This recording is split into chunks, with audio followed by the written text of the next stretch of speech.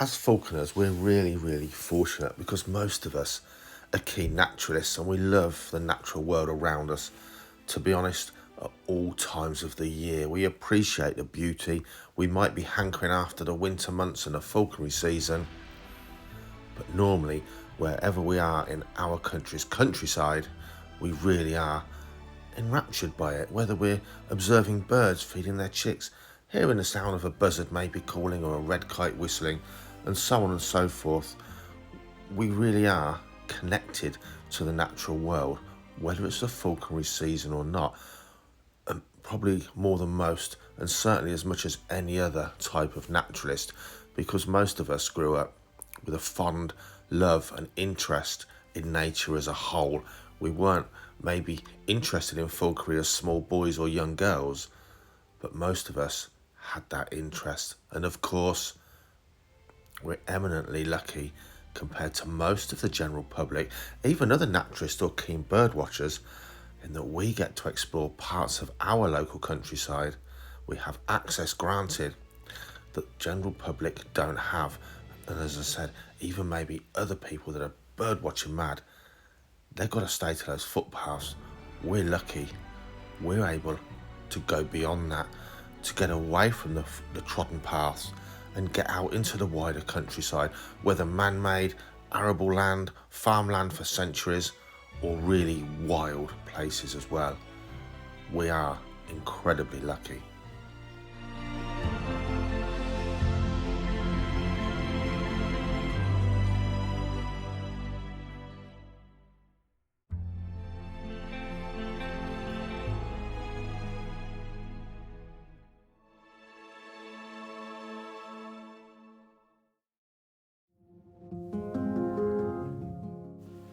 Being out in the natural world is a fascination for most. It's often, for many falconers, actually the place where we go to forget everything else in life and we're just absorbed by nature.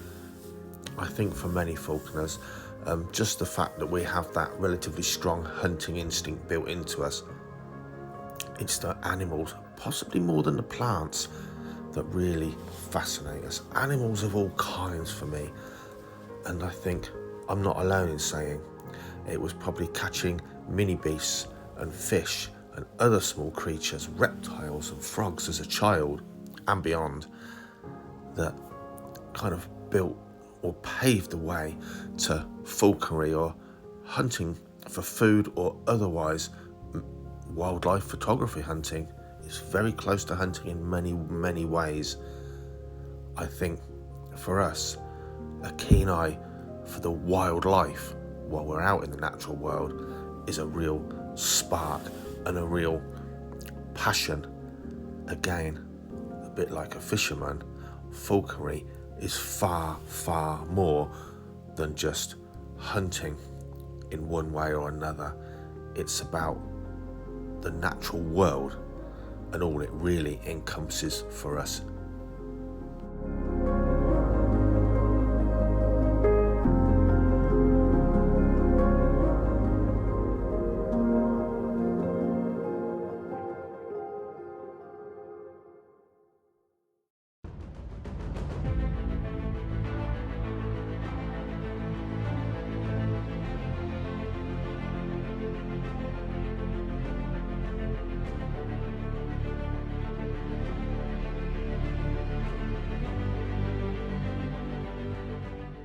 So when I'm out with my avian hunting companion, the quarry that I'm actually pursuing, I revere it, I love it, I'm passionate about it.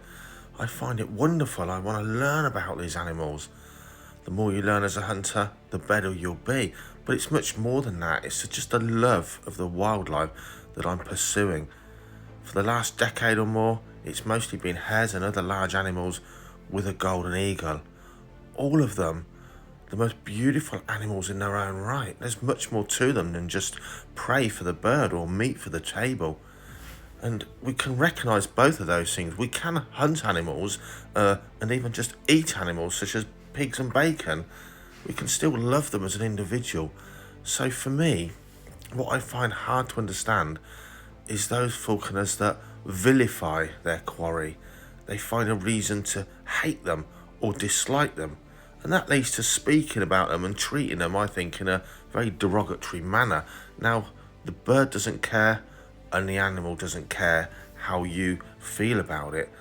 But what I say is, if you keep any of these species, especially as a hand-reared orphan or something similar, you'll often find even the most verminous species not only are often more intelligent than the birds we work with, they're actually much more capable of emotional behaviour, whether that's love, whether that's compassion, common stuff like a wood pigeon. You hand rear a wood pigeon, it's way more affectionate, but then another level, something like a crow.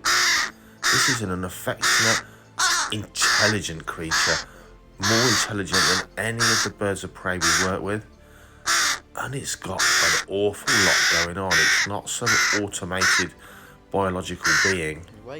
It's a loving, caring, intelligent animal. You take that up to something as verminous as a fox, and what a nuisance they can be to various things, including, of course, the best of conservationists. Many places foxes need to be controlled to allow a diversity of species to exist in what is usually a depleted, man-made and damaged ecosystem. So we have to control the animals and plants in these naturalistic landscapes, mostly man-made, just like we'd control plants in a garden if we want that species diversity. So I don't think just because we hunt various species, vilifying them, bunny bashing, or slipping a seasoned bird of prey easy slips. Give your quarry fair law. Think about looking at quality falconry flights, not just animals in the bag. Even when you're hunting, as I say, something that could be classed as vermin, it doesn't really have to be treated in some bad way. Corvids, incredibly amazing creatures. Hares, to some, a crop pest.